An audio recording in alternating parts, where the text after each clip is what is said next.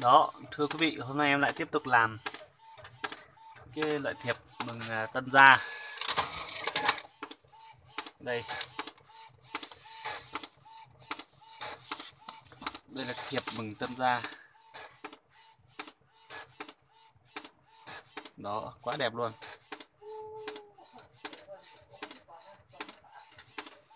Đây.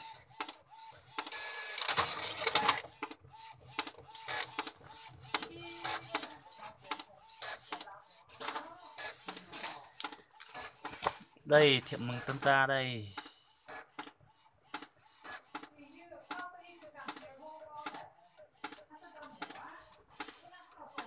Đó, đây vừa làm được một đống đây.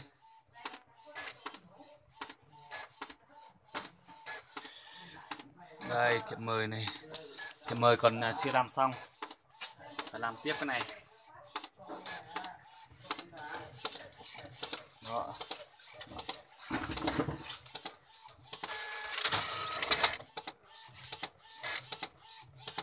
Đây.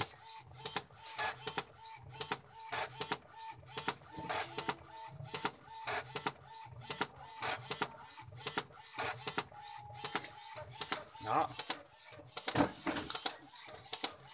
Việc hôm nay rất là nhiều.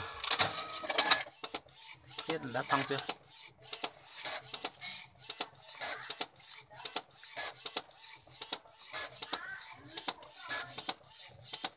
Đây. Tí nữa là phải cắt ra. Đây, cắt như này này. Cắt một nửa. Chưa làm hai.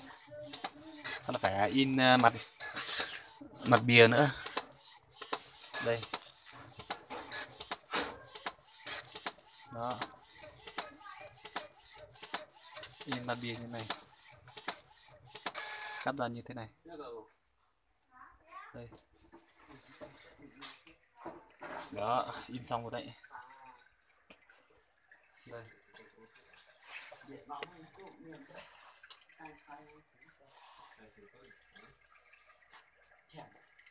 Đấy. Đẹp chưa? Nhà lầu. Đây rất đẹp luôn.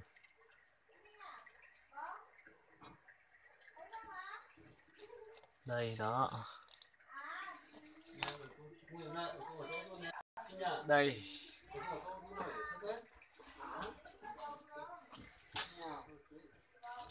Bốn mươi.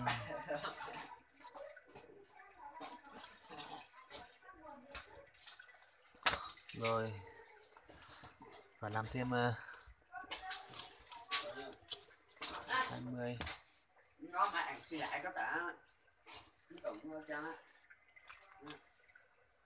Rồi làm tiếp đã nha.